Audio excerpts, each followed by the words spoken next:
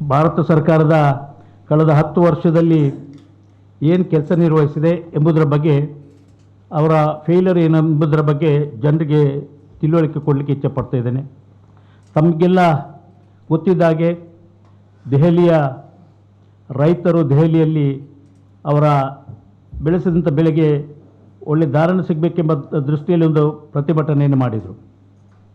ಆಗ ನರೇಂದ್ರ ಮೋದಿಯವರ ನೇತೃತ್ವದ ಸರ್ಕಾರ ಅವರಿಗೆ 2 ತಿಂಗಳು ಹೋದರೂ ಏನು ಅವರ ಡಿಮಾಂಡ್ಗಳನ್ನು ಬಗ್ಗೆ ವಿಚಾರಿಸದೆ, ಅವರ ಆ ಬೇಡಿಕೆಗಳಿಗೆ ಸ್ಪಂದಿಸದೆ ಅನೇಕ ಜನ ಅದರಲ್ಲಿ ಮರಣ ಕೂಡ ಹೊಂದಿದ್ದಾರೆ.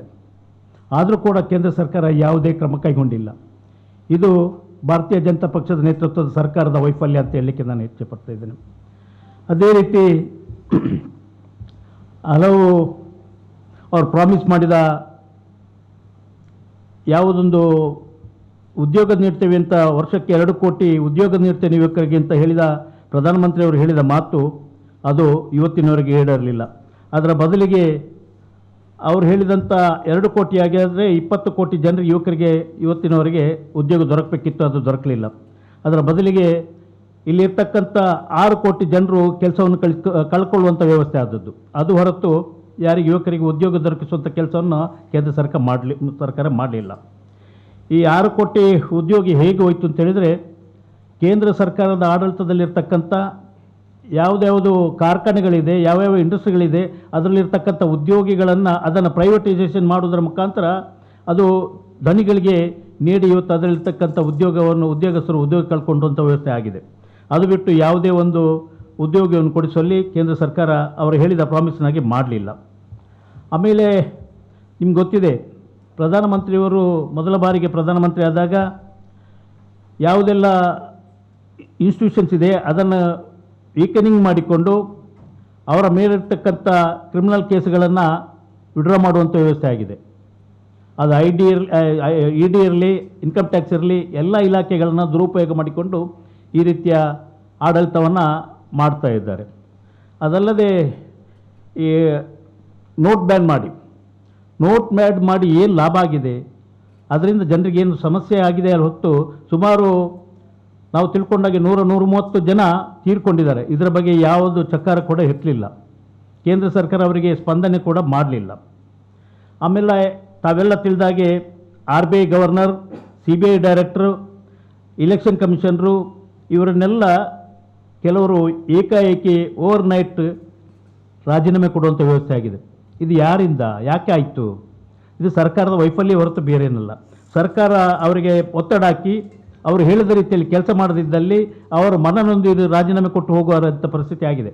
ಅದು ಇಲೆಕ್ಷನ್ ಕಮಿಷನ್ ಇರಲಿ, RBI ಗವರ್ನರ್ ಇರಲಿ, ಮತ್ತು ಬೇರೆ ಇನ್ಸ್ಟಿಟ್ಯೂಷನ್ಗಳ ಮುಖ್ಯಸ್ಥರು ಹಲವು ಜನ ರಾಜೀನಾಮೆ ಕೊಟ್ಟು ಹೋಗುವಂಥ ವ್ಯವಸ್ಥೆ ಕೇಂದ್ರ ಸರ್ಕಾರ ಮಾಡಿದ ಹೊರತು ಜನರಿಗೆ ನನ್ನ ಲಾಭ ಮಾಡುವಂಥ ದೃಷ್ಟಿಯಲ್ಲಿ ಯಾವುದೂ ಮಾಡಲಿಲ್ಲ.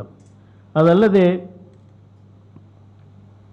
ಅವರು ಹೇಳಿದಂಥ ಯಾವ ಭರವಸೆಗಳಿದೆ, ಜನರಿಗೆ ಕೊಟ್ಟಂಥ ಯಾವುದ್ಯಾವುದು ಅಶ್ಯೂರೆನ್ಸ್ ಇದೆ, ಅದು ಕೂಡ ಯಾವುದು ಇಂಪ್ಲಿಮೆಂಟ್ ಆಗಲಿಲ್ಲ.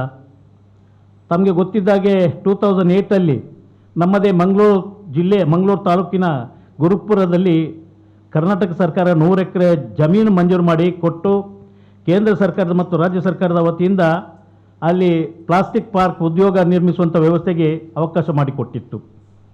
ಇದರಲ್ಲಿ ಕೇಂದ್ರ ಸರ್ಕಾರದ ಭಗವತ್ ಖೂಬಾ ಮಂತ್ರಿಯವರು ಬಂದಾಗ ಅವರ ಈ ರೀತಿಯ ಇಂಪ್ಲಿಮೆಂಟ್ ಆಗದನ್ನು ನೋಡಿ ಅವರು ಬೇಸರಿಸುವುದದ್ದು ಇದೆ. ಕೇಂದ್ರ ಸರ್ಕಾರದ ಮಂತ್ರಿಗಳೇ ಈ ಬಗ್ಗೆ ಅವರ ಅಸಮಾಧಾನ ವ್ಯಕ್ತಪಡಿಸಿ ಹೋಗಿದ್ದಾರೆ. ಸನ್ಮಾನ್ಯ ಅನಂತ್ ಕುಮಾರ್ ಅವರು ಕೇಂದ್ರದ ಮಂತ್ರಿ ಆಗಿರ್ತಕ್ಕಂಥ ಈ ಸ್ಯಾಂಕ್ಷನ್ ಆದಂಥ ಈ ಪ್ರಾಜೆಕ್ಟ್ ಇವತ್ತಿಗೂ ನಮ್ಮ ಜಿಲ್ಲೆಗೆ ಅದನ್ನು ಕಂಪ್ಲೀಟ್ ಒಂದು ಪಿಲ್ಲರ್ ರೇಸ್ ಮಾಡುವಂಥ ಯೋಗ್ಯತೆ ಈ ಸರ್ಕಾರಕ್ಕೆ, ಕೇಂದ್ರ ಸರ್ಕಾರದ ಮುತುವರ್ಜಿಯಲ್ಲಿ ಆಗುವಂಥ ಕೆಲಸ ಅದು ಮಾಡಲಿಕ್ಕೆ ಆಗಲಿಲ್ಲ. ರಾಜ್ಯ ಸರ್ಕಾರದ ಪಾಲುದಾರಿಕೆ ಇದೆ, ರಾಜ್ಯ ಸರ್ಕಾರದ ಇದನ್ನು ಮೊತ್ತವನ್ನು ಕೊಟ್ಟಿದೆ, ಸ್ಥಳ ಕೊಟ್ಟಿದೆ ರಾಜ್ಯ ಸರ್ಕಾರ. ಆದರೂ ಕೂಡ ಅದನ್ನು ಇಂಪ್ಲಿಮೆಂಟ್ ಮಾಡಲಿಕ್ಕೆ ಅದರ ಬಗ್ಗೆ ಒಂದು ಚಕಾರ ಯಾರೂ ಎತ್ತಲಿಲ್ಲ. ಇಲ್ಲಿ ಇರ್ತಕ್ಕಂಥ ನಮ್ಮ ಮೊದಲಿನ MP ಅವರು ಇವತ್ತಿನವರೆಗೆ ಅದರ ಬಗ್ಗೆ ಏನು ಹೇಳಲಿಲ್ಲ, ಅದರ ಬಗ್ಗೆ ಮಾತಾಡಲಿಲ್ಲ. ಇನ್ನು ಇವರು ಭರವಸೆಯನ್ನು ಕೊಟ್ಟುಕೊಂಡು ಜನರನ್ನು ಮಂಕು ತೋರಿಸಿಕೊಂಡು ಅದು ಮಾಡ್ತೇವೆ ಇದು ಮಾಡ್ತೇವೆ ಅಂತ ಹೇಳಿಕೊಂಡು ಯಾವ ಕೆಲಸ ಕೂಡ ಮಾಡಲಿಲ್ಲ. ಅದೂ ಅಲ್ಲದೆ ಪ್ರತಿಯೊಬ್ಬರ ಖಾತೆಗೆ 15 ಲಕ್ಷ ರೂಪಾಯಿಯನ್ನು ಹಾಕ್ತೇವೆ ಅಂತ ಪ್ರಧಾನಮಂತ್ರಿಯವರೇ ವಾಗ್ದಾನ ಮಾಡಿ ಹೇಳಿಕೊಂಡು ಬಂದಿದ್ದಾರೆ. ಇವತ್ತಿನವರೆಗೆ ಕೂಡ ಒಂದು ಮನುಷ್ಯನ ಖಾತೆಗೆ ಒಂದು ಇದನ್ನು ಹಾಕಲಿಲ್ಲ. ಅವರು ಮೊತ್ತವನ್ನು ಅಕೌಂಟಿಗೆ ಹಾಕುವಂಥ ವ್ಯವಸ್ಥೆ ಇವತ್ತಿನವರೆಗೆ ಆಗಲಿಲ್ಲ.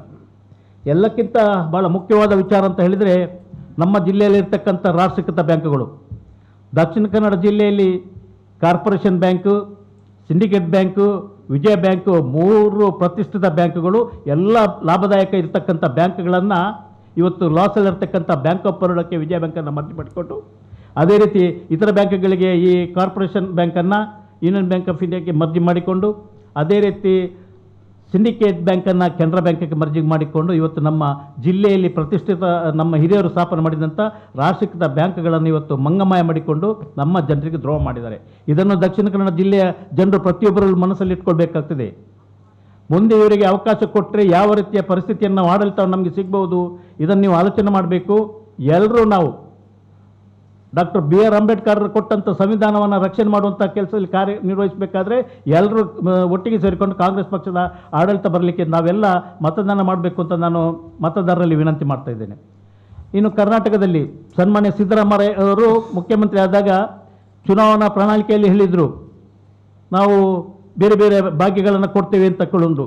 ಅದರಲ್ಲಿ ಅವರು ಅಧಿಕಾರಕ್ಕೆ ಬಂದು 24 ಗಂಟೆ ಒಳಗೆ ಹೇಳಿದ ಮಾತನ್ನು ಉಳಿಸಿಕೊಳ್ಳುವಲ್ಲಿ ಗೃಹಜ್ಯೋತಿ, ಗೃಹಲಕ್ಷ್ಮಿ, ಅನ್ನಭಾಗ್ಯ, ಶಕ್ತಿ, ಯುವನಿಧಿ ಕಾರ್ಯಕ್ರಮಗಳನ್ನು ಹಾಕಿಕೊಂಡು ಇವತ್ತು ಕರ್ನಾಟಕದ ಜನತೆಗೆ ಅವರು ಹೇಳಿದ ಮಾತನ್ನು ಉಳಿಸಿಕೊಟ್ಟು ಇವತ್ತು ಮಾಡಿಕೊಟ್ಟಿದ್ದಾರೆ.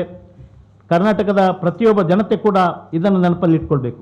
ಈ ಬಗ್ಗೆ ನಾವು ಕೆಲವು ಕಂಪ್ಲೇಂಟ್ಸ್ ಬಂದಾಗ ಕೂಡ ನಾವು ವಿಚಾರಣೆ ಮಾಡಿದ್ದೇವೆ. ಇವತ್ತು ದಕ್ಷಿಣ ಕನ್ನಡ ಜಿಲ್ಲೆಯ ವಾರ್ ರೂಮ್ ಮುಖಾಂತರ 1877 ಬೂತ್ಗಳಿಗೆ ಸಂಪರ್ಕ ಮಾಡಿಕೊಂಡು ಇಲ್ಲಿ ಇರ್ತಕ್ಕಂಥ ಪ್ರತಿಯೊಬ್ಬ ಮತದಾರರಿಗೆ ಯಾರು ಮನೆ ಇದೆ ಅವರಿಗೆ ಆ ಲಾಭ ಅದರ ಸಿಕ್ಕಿದೆ, ಉದ್ಯೋಗದ ಇದನ್ನು ಏನೆಲ್ಲ ಸವಲತ್ತು ಸಿಕ್ಕಿದೆ, ಗ್ಯಾರಂಟಿ ಯೋಜನೆಗಳು ಲಭಿಸಿದೆ ಎಂಬುದರ ಬಗ್ಗೆ ಮಾಹಿತಿಯನ್ನು ಪಡ್ಕೊಂಡು ಸಾಧಾರಣ 85% ಜನರಿಗೆ ಮಾಹಿತಿ ಸಿಕ್ಕಿದೆ, ಲಭಿಸಿದೆ ಅಂತ ಮಾಹಿತಿ ಬಂದಿದೆ ನಮಗೆ. ಪ್ರತಿ ಸಲ ನಮ್ಮ ಈ ವಾರ್ ರೂಮಿಂದ ಕರೆ ಹೋಗ್ತದೆ. ಅವರ ಬೆನಿಫಿಷರಿ ಯಾರಿದ್ದಾರೆ ಅವರನ್ನು ಐಡೆಂಟಿಫೈ ಮಾಡುವಂಥ ಕೆಲಸ ಕೂಡ ನಾವು ಮಾಡಿದ್ದೇವೆ. ಅವರ ಮುಖಾಂತರ ಬೆನಿಫಿಷರೀಸ್ ಎಲ್ಲರೂ ನಮಗೆ ಒಳ್ಳೆ ರೆಸ್ಪಾಂಡ್ ಮಾಡಿದ್ದಾರೆ. ಅದಲ್ಲದೆ ಯಾವುದೋ ಕೆಲವೊಂದು ಲೋಪದೋಷಗಳಿದ್ದುಕೊಂಡು ಯಾರಿಗೆ ದೊರಕಲಿಲ್ಲ ಅದರ ಬಗ್ಗೆ ಕೂಡ ವಿಚಾರಣೆ ಮಾಡಿಕೊಂಡು ನಾವು ಪ್ರತಿಯೊಂದು ಬೂತ್ ಮಟ್ಟದಿಂದ ಲಿಸ್ಟನ್ನು ಪಡ್ಕೊಂಡು ಇವತ್ತು ನಾವು ಅದಕ್ಕೆ ಬಗ್ಗೆ ಕಾರ್ಯಪ್ರವೃತ್ತರಾಗಿ ಅದನ್ನು ಕೂಡ ಅವರಿಗೆ ದೊರಕುವಂಥ ವ್ಯವಸ್ಥೆಯನ್ನು ನಾವು ಮಾಡ್ತಾ ಇದ್ದೇವೆ. ಜೊತೆಗೆ ಮುಂದಿನ ದಿನಗಳಲ್ಲಿ ಈ ದೇಶದಲ್ಲಿ ಕಾಂಗ್ರೆಸ್ ಪಕ್ಷ ಆಡಳಿತ ಬಂದಾಗ ಖಂಡಿತವಾಗಿ ಕಾಂಗ್ರೆಸ್ ಗ್ಯಾರಂಟಿ ಯಾವುದು ಕೊಟ್ಟಿದೆ, ಸನ್ಮಾನ್ಯ ಮಲ್ಲಿಕಾರ್ಜುನ್ ಖರ್ಗೆ ಅವರು AICC ಅಧ್ಯಕ್ಷರಾಗಿ ಇದ್ಕೊಂಡು ಶ್ರೀಮತಿ ಸೋನಿಯಾ ಗಾಂಧಿ ಮತ್ತು ರಾಹುಲ್ ಗಾಂಧಿ ಅವರ ನೇತೃತ್ವದಲ್ಲಿ ಅವರು ಕೊಟ್ಟಂಥ ಗ್ಯಾರಂಟಿ ಯಾವುದಿದೆ ಅದನ್ನು ಪ್ರತಿಯೊಬ್ಬ ಒಂದು ಯುವಕನಿಗೆ 1 ಲಕ್ಷ ರೂಪಾಯಿ ವೇತನ, ಅದೇ ರೀತಿ ಪ್ರತಿ ವರ್ಷ ಪ್ರತಿ ಬಡ ಕುಟುಂಬಗಳಿಗೆ ಒಬ್ಬ ಮಹಿಳೆಗೆ ಮಹಿಳಾ ನ್ಯಾಯ, ಆಮೇಲೆ ರೈತರ ಸಾಲ ಮನ್ನಾ, ಅದೇ ರೀತಿ ಸ್ವಾಮಿನಾಥನ್ ಆಯೋಗದ ಸೂತ್ರದ ಪ್ರಕಾರ MSIP ಕಾನೂನು ಸ್ಥಾನಮಾನ ನೀಡಿ ರೈತರ ಸಾಲ ಮನ್ನಾ ಮಾಡುವಂಥದ್ದು, ದಿನಕ್ಕೆ 400 ರೂಪಾಯಿ ನರೇಗಾ ಯೋಜನೆ ಸೇರಿದಂತೆ ರಾಷ್ಟ್ರೀಯ ಕನಿಷ್ಠ ವೇತನ ಕಡ್ಡಾಯ ಮಾಡುವಂಥದ್ದು ಮತ್ತು ಜಾತಿ ಗಣತಿಯ ಎಲ್ಲ ಕಾರ್ಯಕ್ರಮ ಕೂಡ ಇಂಪ್ಲಿಮೆಂಟ್ ಆಗೋದರಲ್ಲಿ ಯಾವುದೇ ಸಂದೇಹ ಬೇಡ. ಖಂಡಿತವಾಗಿ ಕಾಂಗ್ರೆಸ್ ಪಕ್ಷ ಆಡಳಿತಕ್ಕೆ ಬಂದಾಗ ಇದು ಖಂಡಿತ ನಮಗೆ ಇಂಪ್ಲಿಮೆಂಟ್ ಆಗ್ತದೆ ಅಂತ ಈ ಮೂಲಕ ಕೇಳಿಕೊಂಡು ಎಲ್ಲ ಮತದಾರರಲ್ಲಿ ತಮ್ಮ ಮುಖಾಂತರ ನಾನು ವಿನಂತಿ ಮಾಡ್ತಾ ಇದ್ದೇನೆ. ಈ ಒಬ್ಬ ಮಹಿಳೆ ಕೂಡ ಅವಳು ವ್ಯಾಪಾರ ಮಾಡ್ಬೋದು ಅಂತ ಅವರನ್ನು ಗುರುತಿಸಿಕೊಂಡು ಬೇರೆ ಬೇರೆ ಫೀಲ್ಡಲ್ಲಿ ಕೆಲಸ ಮಾಡುವಂಥ, ಅದು ಮೀನುಗಾರಿಕೆ ಇರಲಿ ಅಥವಾ ಬೇರೆ ವ್ಯಾಪಾರಸ್ಥರಿರಲಿ, ಎಲ್ಲರಿಗೂ ಬ್ಯಾಂಕಿನ ಬಾಗಿಲಿಗೆ ಹೋಗುವಂಥ ಅವಕಾಶ ಮಾಡಿಕೊಟ್ಟದ್ದು ಕಾಂಗ್ರೆಸ್ ಸರ್ಕಾರ. ಅದೇ ರೀತಿ ಇವತ್ತು ಕಾಂಗ್ರೆಸ್ ಸರ್ಕಾರ ಕೊಟ್ಟಂಥ ಇಷ್ಟು ಇದಿದೆ, ಏರ್ಪೋರ್ಟ್ ಮ್ಯಾಂಗ್ಳೂರು ಇಂಟರ್ನ್ಯಾಷನಲ್ ಏರ್ಪೋರ್ಟ್ ಏನು ಮಾಡಿದ್ರು ಇವರು? ಅದಾನಿಗೆ ಕೊಟ್ಟರು. NMPT ಏನು ಮಾಡಿದ್ರು ಇವರು? ಮಾರಾಟ ಮಾಡ್ತಾರೆ. ಇವತ್ತು ರೈಲ್ವೆಯನ್ನು ಮಾರಾಟ ಮಾಡಲಿಕ್ಕೆ ಹೊರಟಿದ್ದಾರೆ. ಕಾಂಗ್ರೆಸ್ ಮಾಡಿಕೊಟ್ಟಂಥ ಸವಲತ್ತು ಬಡವರಿಗೆ ಕೊಟ್ಟಂಥ ಏನೆಲ್ಲ ಇದಿದೆಯಾ ಅದನ್ನೆಲ್ಲ ಬದಿಗೆ ಹಾಕ್ಕೊಂಡು ಪ್ರೈವೇಟೈಸೇಷನ್ ಮಾಡಿಕೊಂಡು ಇವತ್ತು ಧನಿಕರಿಗೆ ಮಾರಾಟ ಮಾಡುವಂಥ ವ್ಯವಸ್ಥೆ ಕೇಂದ್ರ ಸರ್ಕಾರ ಮಾಡಿದೆ. ಇನ್ನು ಮುಂದಕ್ಕೆ ಕೂಡ ಸರ್ಕಾರ ಬಂದರೆ ಇಲ್ಲಿ ಸರ್ಕಾರದ ಸ್ವಾಮ್ಯದ ಒಂದೇ ಒಂದು ಕಾರ್ಖಾನೆಗಳಾಗಲಿ ಉದ್ಯೋಗ ಇರಲಿಕ್ಕೆ ಚಾನ್ಸಸ್ಸೇ ಇರುವುದಿಲ್ಲ ಅಂತ ಹೇಳಲಿಕ್ಕೆ ಬಯಸ್ತೇನೆ. ಇವತ್ತು ಏರ್ಪೋರ್ಟ್ ಏನಾಯಿತು? ಅದಾನಿ ಅವ್ರಿಗೆ ಕೊಟ್ಟರು. ಎಷ್ಟು ಜನ ನಮ್ಮ ಊರಿನವರು ಕೆಲಸ ಕಲ್ಕೊಂಡ್ರು? ಎಲ್ಲ UP ಅವರು, ಆಚೆ ಬೇರೆ ಬೇರೆ ಪ್ರದೇಶದಿಂದ ಬಂದವರು ಕೆಲಸ ಮಾಡ್ತಿದ್ದಾರೆ. ಅದೇ ರೀತಿ ಪ್ರತಿಯೊಂದು ಇದನ್ನು NMPT ಏರ್ಪೋರ್ಟು ಆಮೇಲೆ ಇನ್ನು ಅನೇಕ ಸಂಸ್ಥೆಗಳನ್ನು ಇವತ್ತು ಮಾರಾಟ ಮಾಡಿದ್ದು ಮಾತ್ರ ಅಲ್ಲ, ಅದಲ್ಲದೆ ಇವತ್ತು ಆ ಧನಿಗಳು ಯಾರಿದ್ದಾರೆ, ಅಂಬಾನಿ ಆಗಲಿ ಅದಾನಿ ಆಗಲಿ, ಇಲ್ಲಿ ಅವರಿಗೆ ಮನ್ನಾ ಮಾಡಿದಂಥ ಸಾಲ ಎಷ್ಟೋ ಸಾವಿರ ಕೋಟಿ. ಬಡವರ ಒಂದು 10 ರೂಪಾಯಿ ಬಾಕಿ ಆದರೆ ಮನೆ ಬಾಗಿಲಿಗೆ ರಿಕವರಿಗೆ ಹೋಗ್ತಾರೆ, ಮನೆ ಬಾಗಿಲಲ್ಲಿ ಬಂದು ಬ್ಯಾಂಕ್ ಆಫೀಸರ್ಸ್ ನಿಲ್ತಾರೆ. ಇಷ್ಟು ಸಾವಿರ ಕೋಟಿ ಮನ್ನಾ ಮಾಡುವಾಗ ಇವರನ್ನು ಯಾರು ಕೇಳುವವರಿಲ್ಲ. ಸರ್ಕಾರದ ಇಂಡಸ್ಟ್ರಿಗಳು ಯಾವುದೂ ಇರುವುದಿಲ್ಲ. ಮುಂದಿನ ದಿನಗಳಲ್ಲಿ. ಅದಕ್ಕೆ ಮತದಾರರು, ಪ್ರಜ್ಞಾವಂತ ಮತದಾರರಲ್ಲಿ ವಿನಂತಿ ಮಾಡ್ತಿದ್ದೇವೆ, ದಯವಿಟ್ಟು ಎಲ್ಲರೂ ಕಾಂಗ್ರೆಸ್ ಪಕ್ಷಕ್ಕೆ ಮತ ನೀಡಿ ಮತ್ತೆ ಕಾಂಗ್ರೆಸ್ ಆಡಳಿತ ಬರುವಂತೆ ತಾವೆಲ್ಲ ಸಹಕರಿಸಬೇಕು. ಎಲ್ಲಕ್ಕಿಂತ ಮಿಗಿಲಾಗಿ ಡಾಕ್ಟರ್ ಬಿ ಆರ್ ಅಂಬೇಡ್ಕರ್ ಅವರು ಕೊಟ್ಟಂಥ ಆ ಸಂವಿಧಾನ ಯಾವುದಿದೆ ಅದು ಉಳಿಸ್ಕೊಳ್ಬೇಕಾದ್ರೆ ತಮ್ಮೆಲ್ಲ ಮತದಾನ ಭಾಳ ಅಗತ್ಯ ಇದೆ ಅಂತ ಈ ಸಂದರ್ಭದಲ್ಲಿ ಹೇಳಲಿಕ್ಕೆ ಇಚ್ಛೆ ಪಡ್ತಾ ಇದ್ದೇನೆ. ನಾಡ್ದು 26ನೇ ತಾರೀಕಿಗೆ ನಡೆಯುವಂಥ ಲೋಕಸಭಾ ಚುನಾವಣೆಯಲ್ಲಿ ನಮ್ಮ ಪಕ್ಷದ ಅಭ್ಯರ್ಥಿಯಾದಂಥ ಸನ್ಮಾನ್ಯ ಪದ್ಮರಾಜ್ ಪೂಜಾರಿ ಅವರಿಗೆ ತಾವು ಕೈಗುರುತಿಗೆ ಮತ ನೀಡಿ ಕಾಂಗ್ರೆಸ್ ಪಕ್ಷ ಈ ರಾಷ್ಟ್ರದಲ್ಲಿ ಆಡಳಿತ ಬರಲಿಕ್ಕೆ ತಮ್ಮೆಲ್ಲ ಅವಕಾಶ ಮಾಡಿಕೊಂಡು ಪತ್ರಿಕಾ ಮಾಧ್ಯಮದ ನಿಮ್ಮ ಮುಖಾಂತರ ನಾನು ಮತದಾರರನ್ನು ವಿನಂತಿ ಮಾಡ್ತಾ ಇದ್ದೇನೆ.